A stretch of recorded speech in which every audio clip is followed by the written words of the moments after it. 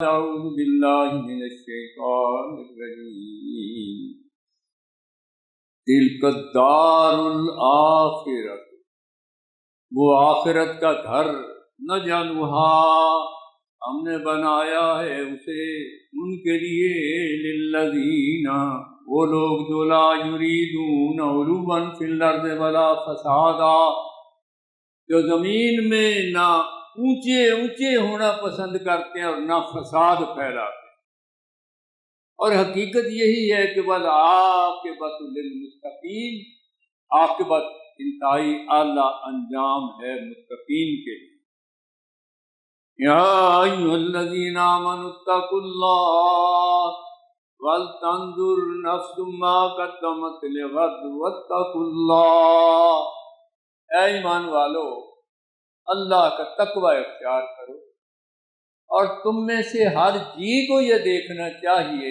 کہ کل کے لیے اس نے کیا بھیجا ہے، اور وہ کیا ہے؟ اللہ کا تقوی۔ انتہائی محترم بھائیوں، بزرگوں، بیٹوں، اور انتہائی محترم بیٹی اور بہنوں، یہ قرآن مجید کا ایک اصول اور ضابطہ ہے جو قیامت تک کے لیے ہمارے لیے اللہ پاک نے بہت عظیم الشان نعمت، رہبر رہنما قرآن مجید بھی ہیں، اور جناب محمد مصطفیٰ صلی اللہ علیہ وسلم شافع روز جزا، شفیع المذنبین، رحمت للعالمین، محبوب رب العالمین، اور قرآن مجید ہدایت، نور، راہبر اور شفیع الاصحاب ہی۔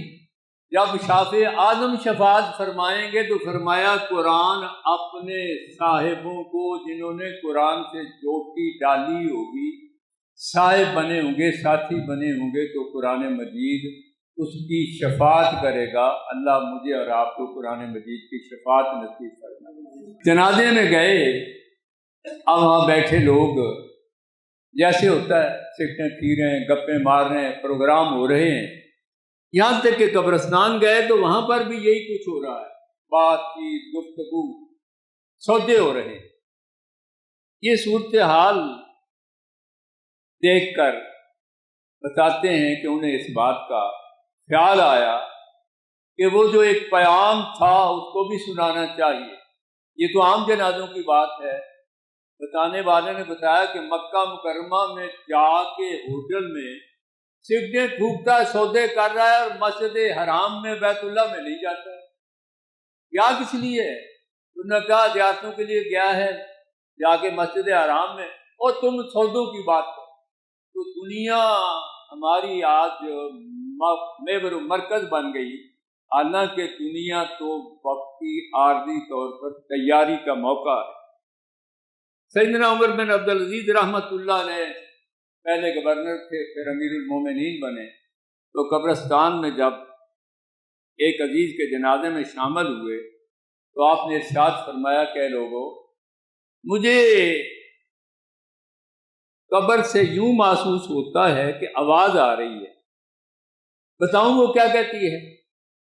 تو انہوں نے کہا کہ ضرور بتائیے۔ کہتے ہیں مجھے یوں لگتا ہے کہ قبر پوچھتی ہے بتاؤں کہ نہ بتاؤں۔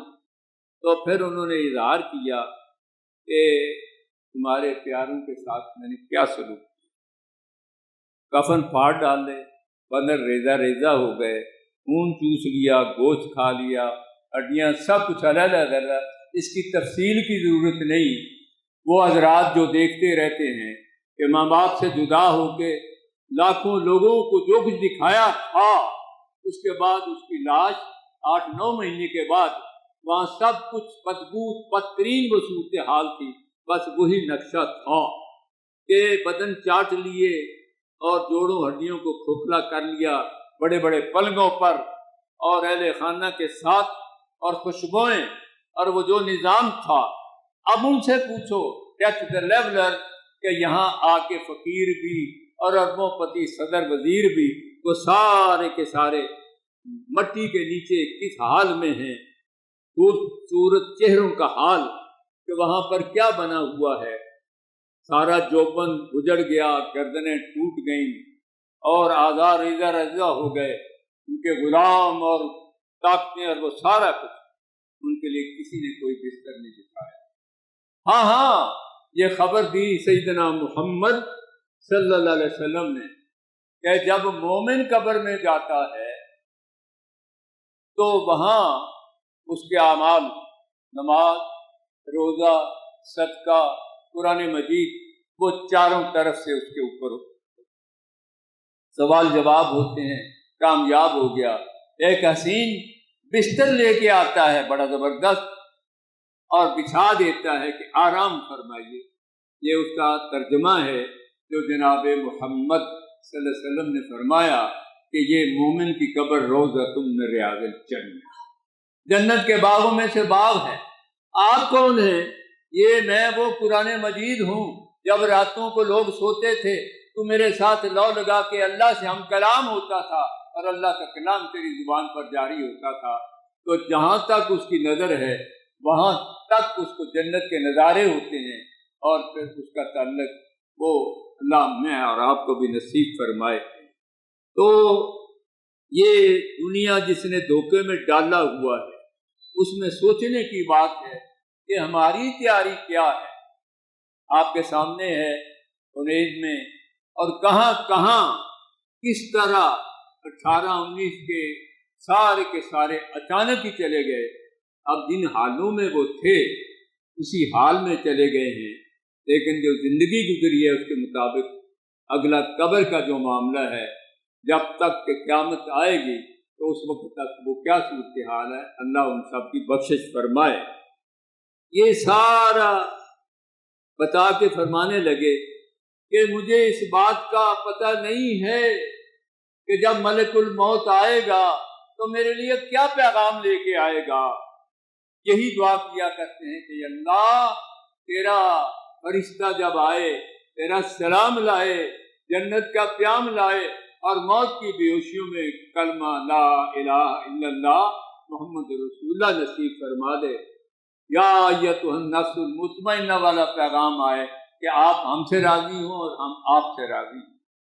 یہ سسکیاں لے کے اتنا روئے کہ اس کے بعد سیدنا عمر بن عبدالعزیز وہ اگلے جمعے تک پھر اللہ پاک کے پاس پہنچ گئے۔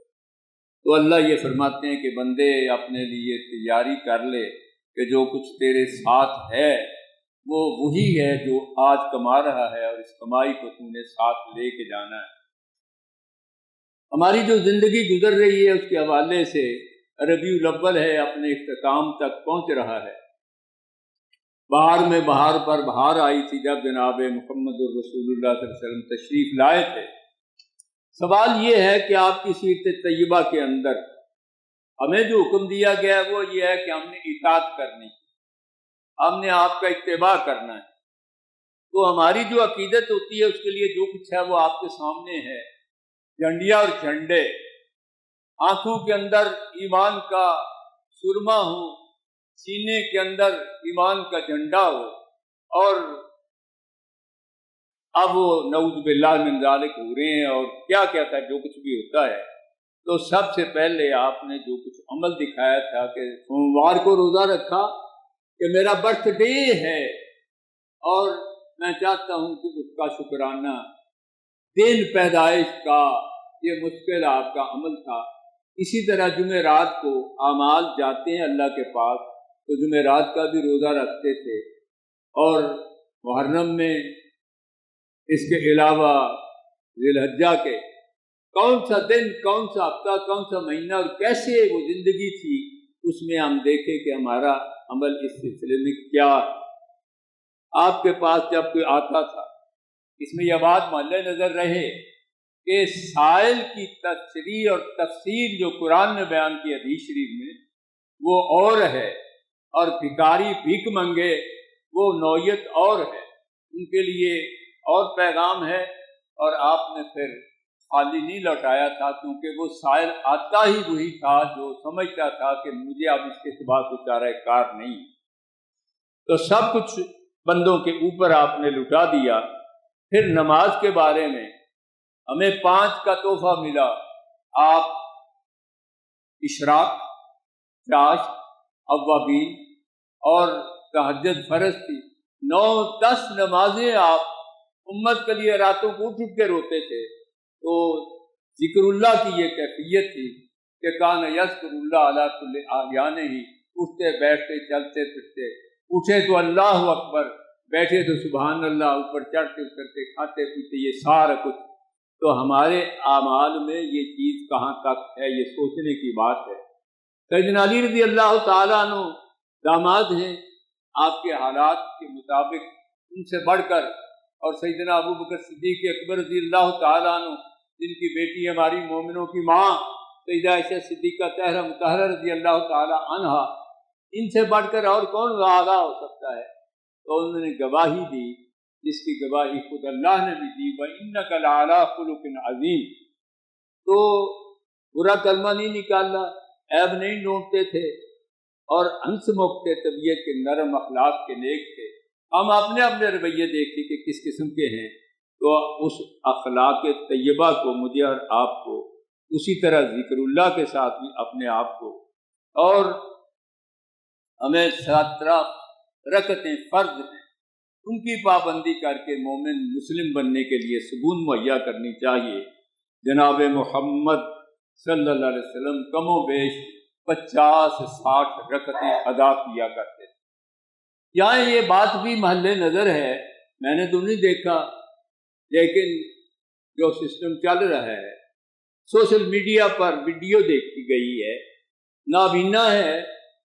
اب نابینا کے لیے وہ جو واقعہ موجود ہے اس کی روشنی میں محل نظر ہے، انہوں نے یہ کیا کہ گھر سے لے کر مسجد تک ایک رسی باندھ دی ہے، نابینا ہے تو اس کو پکڑ کے وہ مسجد میں جاتے ہیں، کیونکہ حی علی الصلاۃ، صلاۃ کے لیے آ جاؤ، حی علی الفلاح، کامیابی کے لیے آ جاؤ، یہ گھر میں بیٹھنے نہیں دیتا، تو وہ پھر کوئی لانے والا نہیں، تو اس کو چل کے مسجد میں آتے اور مسجد میں جاتے ہیں۔ آج کے دور کا یہ ایمان افروز بات ہے۔ آنکھیں ہونے کے باوجود میرے بھائیوں، یہ بصارت، اللہ ہماری دل کی آنکھیں بصیرت کو بھی مبارک فرمائے، تو یہ کامیابی کی رسی ہے کہ ہم آپ بینا ہو کے مسجد میں کیوں نہیں حاضر ہو سکتے۔ سب سے پہلا سوال قیامت کے دن نماز کے بارے میں ہوگا، اور اس کی جو فضائل ہیں، پہلی صف کے لیے لوگ آپس میں لڑیں کہ نہیں میں نے پہلی صف میں کھڑے ہونا ہے، پورا ڈالیں، اور اللہ ہمیں معاف فرمائے کہ کوشش یہ ہوتی ہے عمومی طور پر لا علمی کی وجہ سے کہ آخر میں جائیں تاکہ سب سے پہلے جلدی سے بھاگ جائیں۔ مسجد میں آ کے میرے بھائیوں اگر جی نہیں لگتا ہے تو قبر میں کیا بھیج رہے ہیں؟ مایا کہ مومن کی مثال ایسے ہے کہ جیسے مچھلی پانی میں ہوتی ہے، مسجد میں آتا ہے ٹھنڈ بڑھ جاتی ہے، باہر جاتا ہے پھٹکتا ہے کہ کب بلانے والا بلائے گا اور میں حاضر۔ اور منافق کے بارے میں فرمایا کہ ایسے ہے کہ جیسے پنجرے میں پرندہ پھنس گیا ہے کہ کب میں چھوٹوں اور نکلوں، اور منافق فی القص، اللہ نہ کرے کہ یہ نفاق والی بات۔ تو یہ نماز کے لیے کوشش اگر ہم کر لیں کہ اللہ اکبر کہنے کے بعد اپنے کانوں تک تو آواز ہونی چاہیے نا، ورنہ پھر حساب کتاب ہی چلتے ہیں۔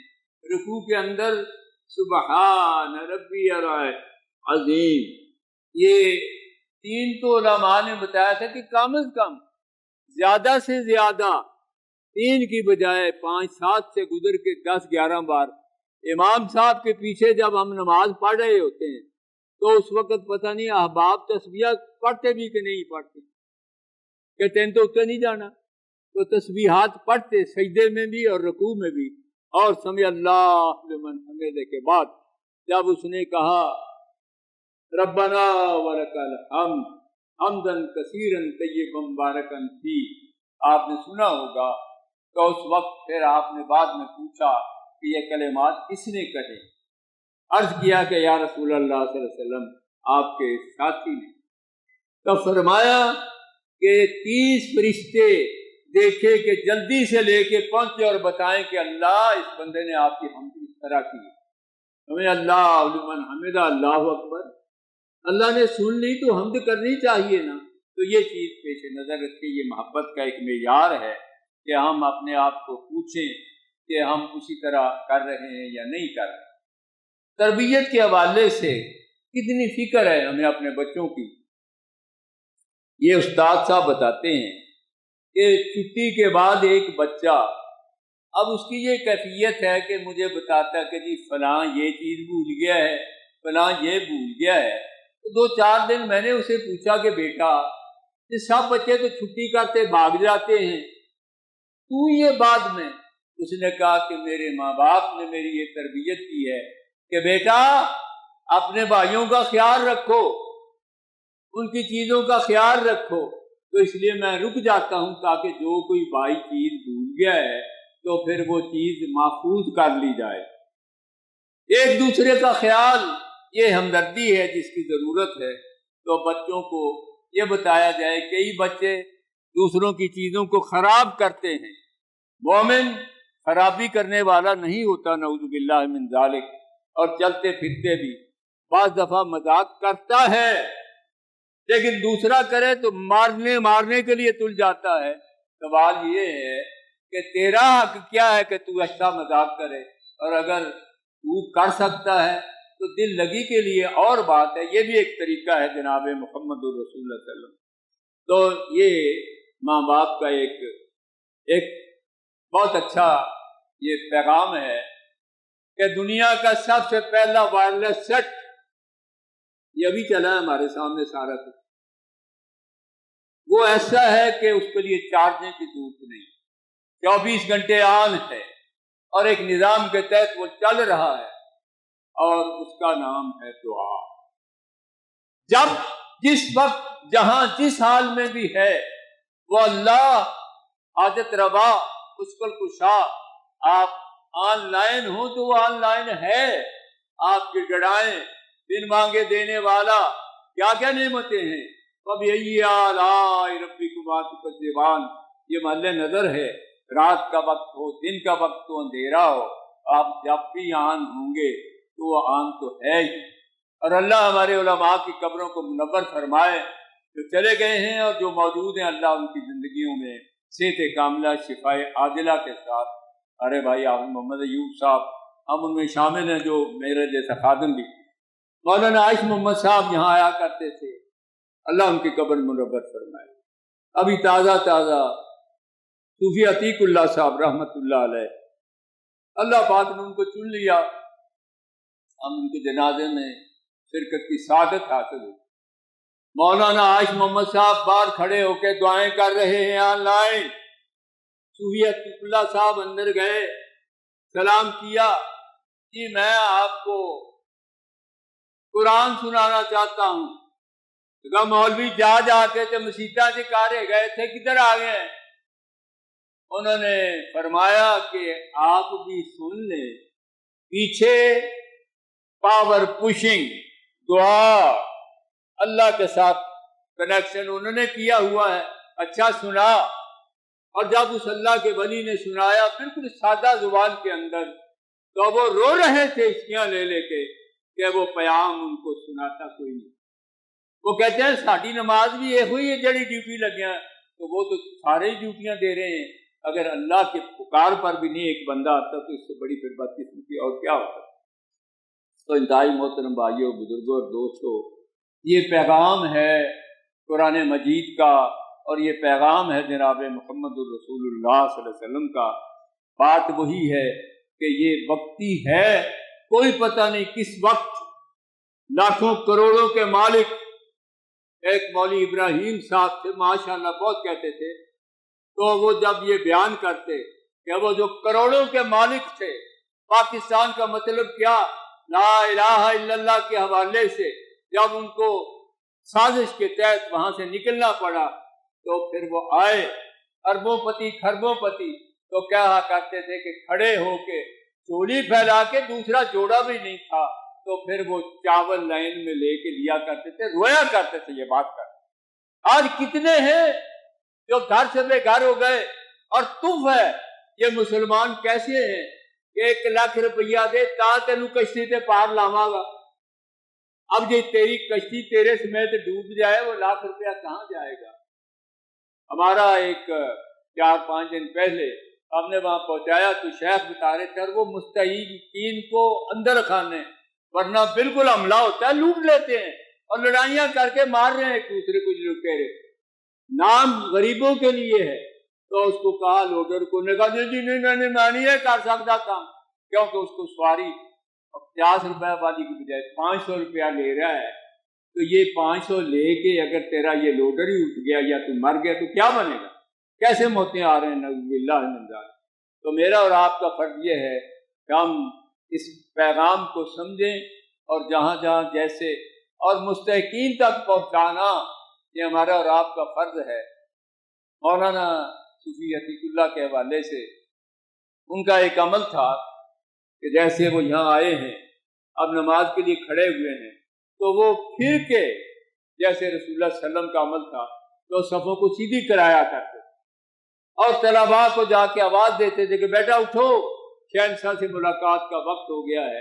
तो वो रोते हैं कि अब हमारी सफ़ें कौन सीधी कराए, सफ़े कच दिल परेशान सजदा बेज़ौक़।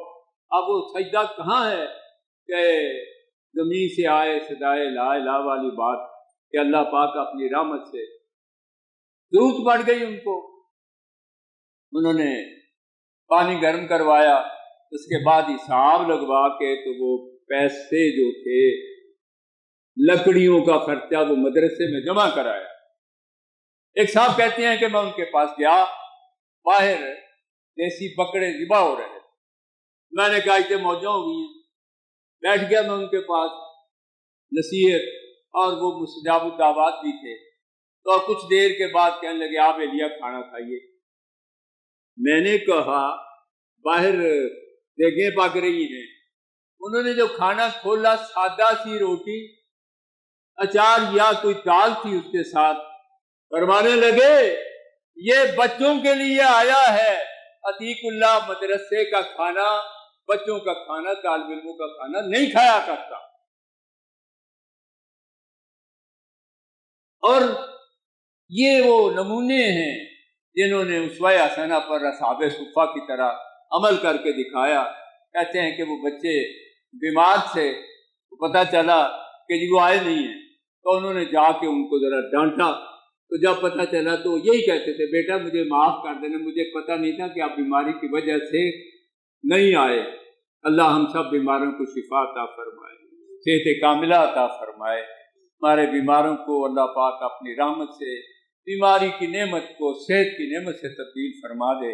तो गए हुए उनके लिए 3 अमाल जनाब मोहम्मद रसूलुल्लाह सल्लल्लाहु अलैहि वसल्लम ने फरमाए थे, सदका जारिया और इल्म युंतफ़अ बिही, इल्म की जो भी इशात की सूरतें हैं, और औलाद साले जो दुआएं करती हैं उनके लिए। अल्लाह पाक हमारे मरहूमीन की कब्रों को जन्नत के बाग बनाए, हमें उनके लिए बेहतरीन इसाले सवाब बनाए, और जो हमारे पास है उसमें हक़्क़ुम मालूम लिस्साइल वल महरूम, सवालियों का और महरूम का जो हक है वो हमें उन तक पहुँचाने की तौफीक अता फरमाए। रब्बना आतिना फिद्दुनिया हसनतम व फिल आखिरति हसनतम व क़िना अज़ाबन्नार। सुब्हान रब्बिका रब्बिल इज़्ज़ति अम्मा यसिफून व सलामुन अलल मुरसलीन वल्हम्दुलिल्लाहि रब्बिल आलमीन।